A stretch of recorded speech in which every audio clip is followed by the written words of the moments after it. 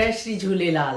पहले जे वक़्त में जेॾीमहिल नवजात शिशु पैदा थींदो हो त पंहिंजे घर में जेके वॾा हुआ या जंहिंजे घर बि संतान प्राप्ति थींदी हुई त उहो पहिरीं कीअं खणंदा हुआ उनखे। ऐं ॿियो जेके हाणे रीति रिवाज आहिनि पंहिंजा नंढे ॿारनि खे उहे छा अॼु बि हलनि पिया, छा उन्हनि खे पाण अॼु बि उहो ई खाधो ॾियूं पिया ॿारनि खे, उन नमूने उन्हनि ॿारनि जी परवरिश ऐं तरीक़े सां उन्हनि खे रखूं पिया नवजात शिशु खे।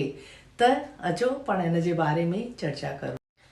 पहिरें जे वक़्त में जॾहिं नवजात शिशु पैदा थींदो हो त उते कंहिं बि वॾे जी, नाने जी, ॾाॾी जी, नानी जी, कंहिंजी बि धोती, जॾहिं वॾा धोती पाईंदा हुआ त धोती में वॾो जो कपिड़ो संभाले रखंदा हुआ कि वॾे जी धोती आहे, उन में ॿार खे पहिरीं बार रखंदासीं, उन्हनि खे उहो हंज में विहारंदासीं या पंहिंजी ॾाॾी जे पोती में या उनजी चुनरी में या उनजे पड़े में पाण संभाले करे रखंदा हुआसीं। ही वॾनि जा कपिड़ा आहिनि त पंहिंजे नवजात शिशु खे पाण इन में पहिरीं बार खणंदासीं।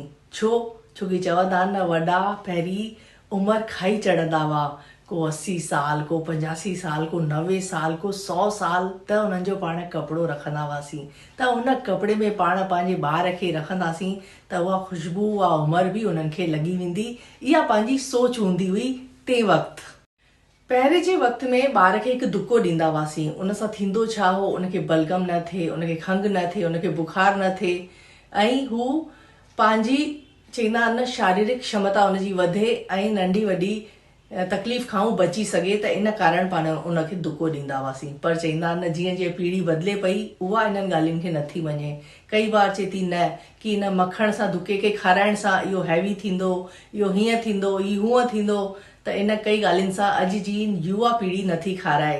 पर इन सां थिए छा पियो, पहिरें जे वक़्त में जॾहिं ॿारनि खे इहो खाराइबो हो त उन्हनि जी अखि जी रोशनी हूंदी हुई, वार बि सुठा थींदा हुआ ऐं अखियुनि जी रोशनी ऐं ॿियो घणेई तकलीफ़ुनि खां उहो दूर रहंदो। अॼु ॿारनि जा वार अछा पिया थियनि, वार पिया झड़नि, अखियुनि ते चश्मा लॻी विया आहिनि, घणेई अहिड़ियूं तकलीफ़ूं ॿारनि खे तव्हां ॾिसो पिया थियनि पियूं।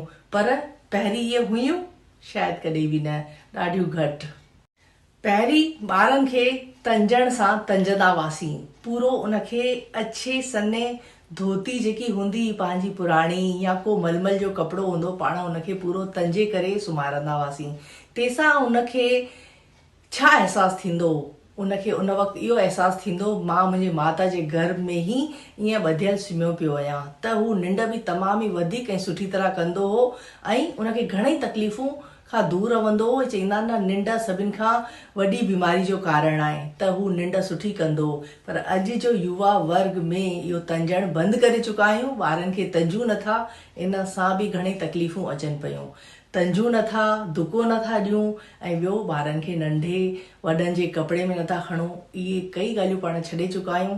त अगरि इहे ॻाल्हियूं पाण शुरू कंदासीं त पंहिंजे ॿारनि जी उमिरि बि वॾी थींदी ऐं स्वास्थ्य बि। जय श्री झूलेलाल।